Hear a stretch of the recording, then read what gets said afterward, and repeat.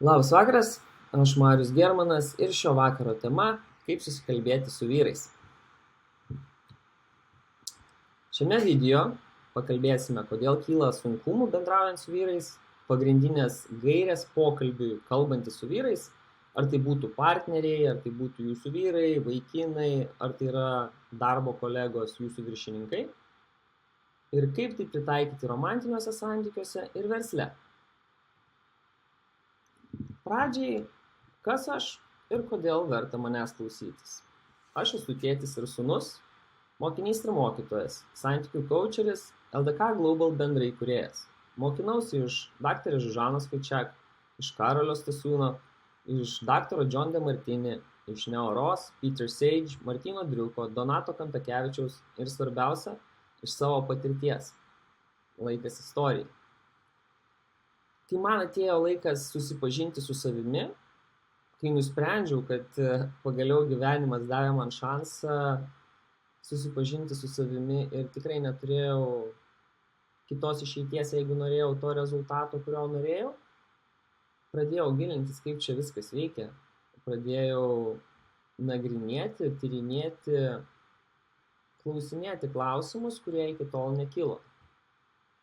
Iki to momento veikiau pagal programą, veikiau pagal tai, kaip mačiau savo tėvus, visuomenę, kaimynus, giminės, draugus ir pagal tai dėliojau savo gyvenimą per daug nesusimastydamas. Tačiau, kai gyvenimas sustabdė ir pasakė, kad jau laikas susimastyti, dėkoju savo pačiam ir gyvenimui, kad parodė man tos įrankius, kaip juos naudoti ir kaip gauti geriausius rezultatus su jais.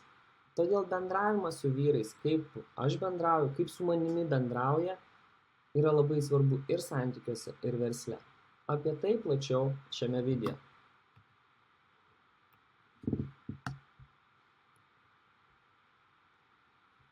Kodėl gali kilti sunkumų bendraujant su vyrais?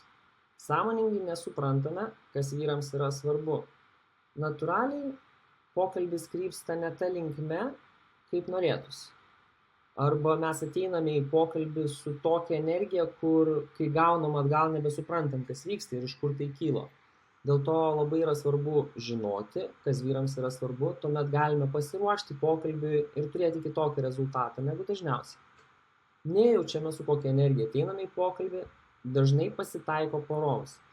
Čia dažnai dirbant su klientais būna taip, kad moteris skundžiasi, kad jų vyrai jų negirdi, o paklausus, ką tai reiškia, kaip tu su juo kalbėsi, atsakymas būna, taip ateinu ir pasakau.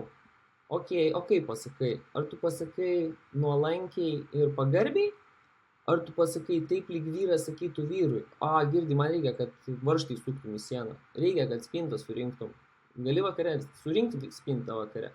Ir tokie numetimai paskui ir kyla iš to anekdotai, kur jeigu pasakai kartą vyrui, tai nereikia priminti kas pusę metų.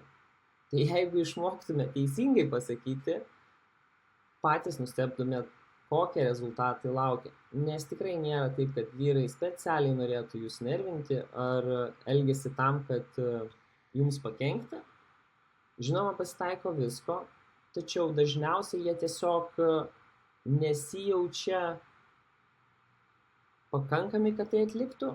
Jiems atrodo, kad tai buvo pasakyta ar padaryta jų atžvilgių, lyg jie būtų nevertinami, lyg jie būtų pažeminti. Ir tai yra pakankamai paprasta, pakeitus keletą žodelių, pakeitus savo intenciją pokalbį, padaryti taip, kad vyras tai atliktų greičiau. Pasidalinsiu apie tai vėliau. Nežinome, kaip galime pasakyti kitaip, todėl duodame daugiau to pačio, kas jau nebeveikia. Tai yra, ateiname su to pačia pikta intencija ar su tokia intencija, kur vyras pasijaučia kaip kalbėdamas su vyru. Arba net stodamas į kovą, jeigu tai yra darbiniai santykiai. Turime vaikystės traumų, per kurias atsirado vyriškos energijos baimė ir jos buvimas natūraliai asocijuojasi su grėsme. Jeigu būdami vaikais mes patyrėme smurtą iš tėvo ar situacijas, kur mes pajautėme, lyg mums gresia pavojus, fizinis skausmas ar psichologinis skausmas, Mes natūraliai pajautę tą energiją, jeigu mes būdami vaikai nesugebėjome jos atstovėti ar kažkaip jai pasipriešinti, parodyti savo stuburą ir augdami mes vis mažinom ir vengiam tos energijos, niekada neteko su jie susidurti, mes natūraliai jos bijosime ir toliau vengsime. Ir su amžiumi tai tik tais ryškės. Todėl aš buvau pakankamai sėkmingas, laimingas ir dėkingas sutikti tokį žmogų kaip Karolis, su kuriuo mes 4 mėnesius tikrai dažnai turėdavome pokalbius, kur atsisėdam vienas prieš kitą ir aš jaučiu net kaip fiziškai man pradeda traukti kūną, kaklą, atrodo, noris tiesiog atsistoti, išeiti, trenkti ir nutraukti viską, kas čia vyksta. Tačiau mes abu jau esame pasiekę tą lygį, kuriame suprantam, kad ryšio energijos tu negali sustabdyti, tu negali tiesiog užlaužti, užlenkti, nutrenkti, nes gausi tą patį, gausi tą pamoką, vis tiek ją reikės išmokti. Tik tais laiko klausimas, formos klausimas, kaip tu tai išmoksti. Todėl, kodėl nepadarius to dabar ir valgyti rezultatus to darbo, to mokymosi, tos išmoktos pamokos dabar ir nenumetinėti to vis toliau.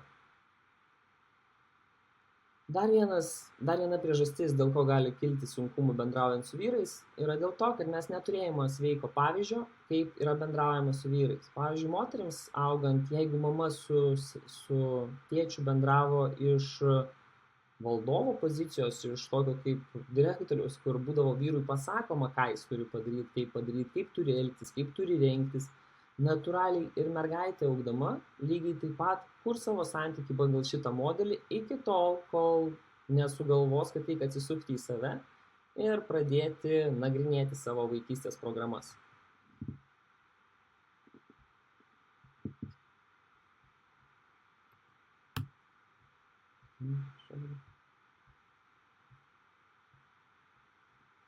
Pagrindinės taisyklės kalbant su vyrais. Gal tai labiau gairės, tačiau viena, tai tikrai yra taisyklė, vyrams svarbiausia yra pagarba. Nesvarbu, kas vyksta, svarbiausia, kad būtų išlaikoma pagarba pokalbio metu, bendravimo metu, kad vyras jaustųsi gerbiamas. Ar tai balso tonas, ar tai naudojami žodžiai, ar tai ta pati kūno kalba ir intencija, su kuria ateiname į pokalbį. Todėl, kad vyrams pagarba yra svarbiau negu meilė. Moterims meilė yra svarbiau negu pagarba. Ir šitoje vietoje mes dažnai suklumpame. Manau, kad nedaugam teko susimastyti apie tai, kad meilę suprantame skirtingai. Taip, yra skirtingos meilės kalbos, tačiau meilė ir pagarba yra pakankamai skirtingi dalykai. Ir kai mes išmokstame juos atskirti ir juos panaudoti teisingai, tada ir rezultatai būna kitokie. Moterys, kolegos, vaikai, giminės, kalbantys su pagarba, visuomet turės geresnį pokalbio rezultatą. Jiems bus lengviau gauti tai, ko jie nori ir paprašyti, pasakyti, gauti tą rezultatą ar gauti tą daiktą, tą pasiekimą, kuris yra reikalingas iš vyro. Svarbu yra sakyti tiesiai šviesiai.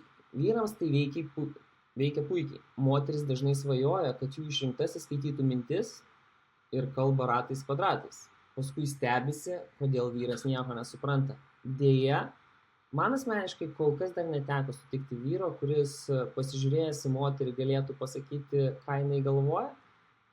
Galimai tokių yra, jeigu 20 metų praleidžia santuokoje ir tikrai nagrinėja santykius, juos analizuoja, juos investuoja. Aš tikiu, kad vyrai gali daug ką pasakyti apie savo moteris, tačiau kad pastoviai skaitytų mintis, labai abejoju. Dėl to moterims pasimokinus, kaip pasakyti tiesiai šviesiai, išvengtų nereikalingų nusivylimų ir barnių šeimoje ar šiaip santykiuose. Pasidalinus problemą su vyru pasitirauti jo nuomonės. Taip įgalinate vyrą jaustis vyrišku ir savarankišku, padedant jums spręsti problemas. Ateiti pas vyrą ir sakyti, žiūrėk, man ta spinta jau biškį nusibodus, ar galėtume kažką dėl to padaryti? Ar galėtum kažką dėl to padaryti? O ne spinta blemba jau sena, važiuojam kitą pirkti. skirtumas atrodo nedidelis, tačiau vienu atveju vyras pasijaus lyg jisai sprendžia problemą, lyg jisai priima sprendimą, kitu atveju jis gaus nurodymą ir kuo daugiau tokių nurodymų vyras gaus, tuo labiau pripras laukti nurodymų, ką daryti toliau. Natūraliai jisai pats nebespręs problemų ir tada moteriai tai nepatiks. Tada moteriai, esančiai šalia tokio vyro, kils problemos, kad jisai nedaro sprendimų pats, nepriima sprendimų ir laukia pastoviai jos paskatinimo ar jos patraukimo. Pokalbio metu yra svarbu išlikti ramiais, net jei pokalbis yra sudėtingas. Vengti kelti balsą ar rodyti nusivylimą. Su nusivylimo rodymu tai ir darbe, ir romantiniuose santykiuose, ypač romantiniuose santykiuose, mes vyrai skaitom savo moters kūno kalbą ir kas su jie vyksta. Aš asmeniškai iš savo patirties puikiai žinau, tarsi net šiandien puikus buvo pavyzdys, kur mano mergina stovi virtuviai ir tai, kaip jinai atsiduso, aš suprantu, kad kažkas negerai. Negaliu iškart pasakyti kas, aš tiesiog žinau, kad negerai. Ir man natūraliai kyla noras spręsti. Ir jeigu pokalbis yra toks, kur yra ieškoma sprendimas arba aptariama problema, ypač jeigu yra aptariama problema ir jaučiasi, kad moteris nusivylus kažkuom, kuom aš pasidalinau nuoširdžiai, natūraliai kyla noras nebesidalinti, nes nesinori skaudinti žmogaus, kuris man yra brangus. Tai kai vyksta sudėtingi pokalbiai, jautrus pokalbiai, išlikime ramus balso tonas ir kūno kalba turi būti taip pat rami, kontroliuojama, kiek tai aišku yra įmanoma.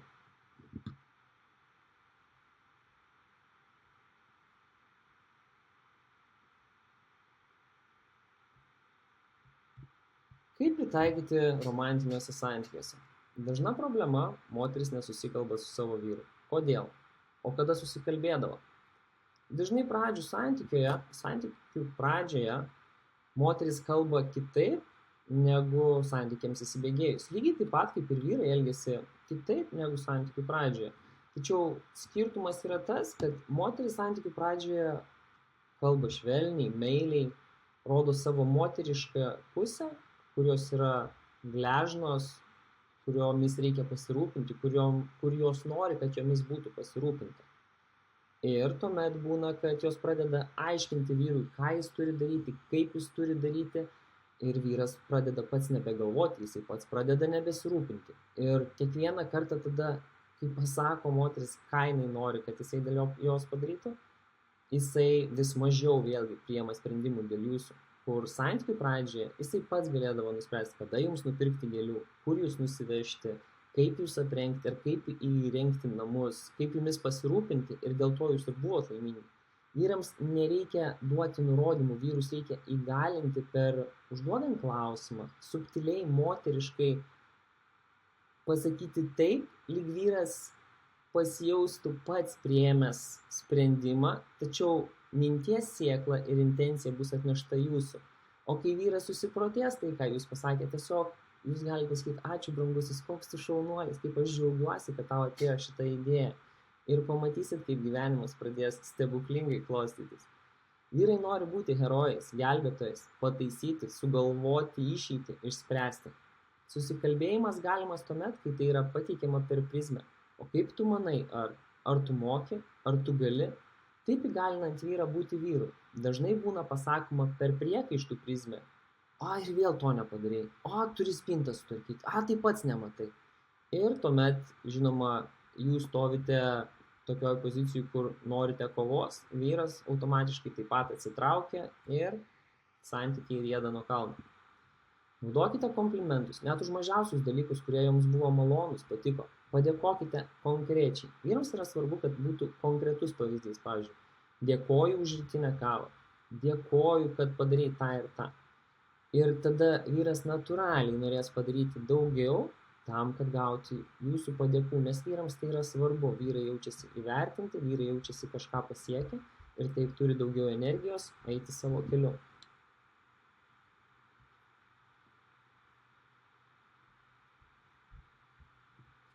Kaip tai pritaikyti versle?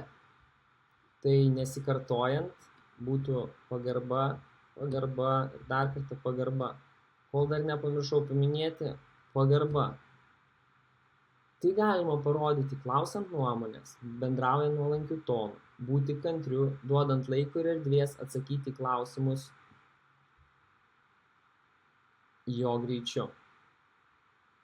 Kad žmogus pasijaustų įvertintas ir įvertintas kaip žmogus, kad būtų įvertintas jo darbas, kad jisai pasijaustų reikalingas ir suprastas, tiesiog reikalinga truputį erdvės, supratimo ir kantrybės ir iš karto rezultatai pasirodys ir darbe, ir versle, ir nesvarbu kokia tai sritis. Svarbiausia būtų, kad vyras jaustųsi gerbiamas ir įvertintas dėl to, ką daro ir kaip daro. Svarbu sakyti tiesiai šviesiai, net ir nemaloniose situacijose. Man yra tekę puikiai pajausti, ką reiškia dirbti, kai visiškai nereaguoja. Ir netgi, kai pasakydavo neigiamą pastabą, būdavo geriau, negu išvis nieko nesakyti. Ir tai iš tikrųjų patvirtina vienas iš atliktų tyrimų, kuriuos galima ir padaryti ir namie, kai į stiklainį buvo įdėta, buvo paimti 3 stiklainiai, į stiklainius buvo įdėta ryžių po pusę stiklainių, įpilta vandens, 2 stiklainiai buvo pastatyti šalia vienas kito ir vienas buvo padėtas šone kažkur toli pamirštas. Kiekvieną rytą ir vakarą vienam stiklainiui buvo sakoma aš tave myliu, antram stiklainiui buvo sakoma aš tavęs nekenčiu ir trečias stiklainis buvo ignoruojamas. Po savaitės laiko pirmas stiklainis pradėjo kvepėti, žydėti, antras stiklainis buvo juodas tamsus, o trečias stiklainis buvo pelėsiais. Tai puikiai pavaizduoja, kaip žodžiuose slypi galia ir kaip mes, netgi galima sakyti, būrėme savo gyvenimą.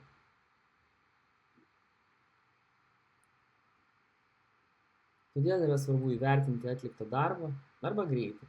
Kaip buvo atliktas darbas, geriau blogas įvertinimas nei jokio, nes tuomet nežino, kas vyksta.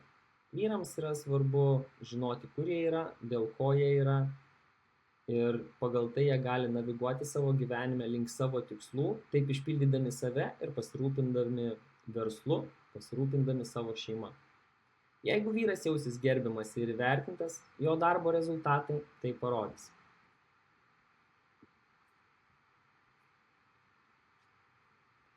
Jeigu norite sužinoti daugiau, štai mano kontaktai ir iki kitų kartų. Viso.